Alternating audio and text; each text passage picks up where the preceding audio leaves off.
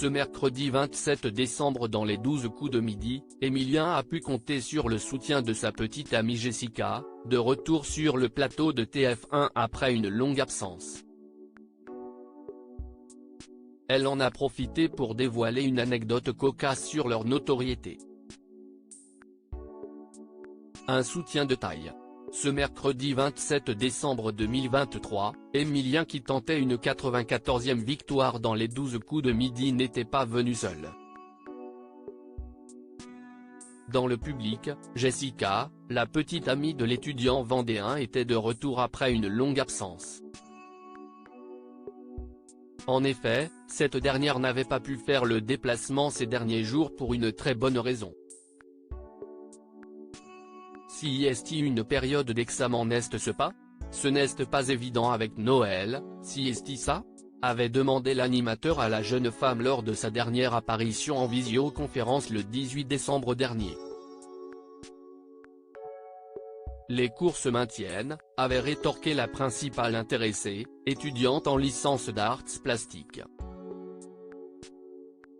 On se fait reconnaître dans des lieux publics, Jessica dévoile les conséquences de la notoriété d'Emilien, les 12 coups de midi. En début d'émission, Jean-Luc Reichmann n'a pas manqué de souligner la présence de la compagne du candidat.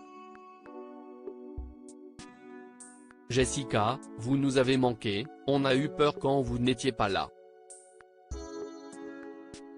Ça y est, si est-il la gloire, si est-il la notoriété, ça y est on ne peut plus bouger, s'exclame l'animateur. Des observations nuancées par Jessica. Non, quand même pas.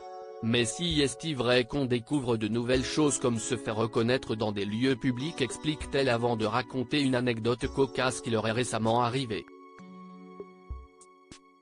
Avant qu'Emilien ne revienne ici pour les tournages, on se disait au revoir à la gare, on se fait un câlin pour se dire au revoir, se souvient-elle avant de poursuivre, et pendant ce câlin, un monsieur arrive en nous disant « Excusez-moi, je ne veux pas vous déranger. » Mais si est-il bien vous? Emilien, les 12 coups de midi, soutenu par ses grands-parents pour participer jeu de TF1. Jessica n'est pas seul soutien d'Emilien. Ce mardi 26 décembre, Yvonne, la grand-mère du maître de midi, avait révélé avoir encouragé son petit-fils à candidater une nouvelle fois au jeu présenté par Jean-Luc Reichmann. Il avait commencé à démissionner en fin de compte. Il m'a dit, je me suis inscrit mais ils n'ont pas voulu, ça ne va pas. Je lui ai dit, il y a beaucoup de personnes qui se sont inscrites plusieurs fois alors réessaye.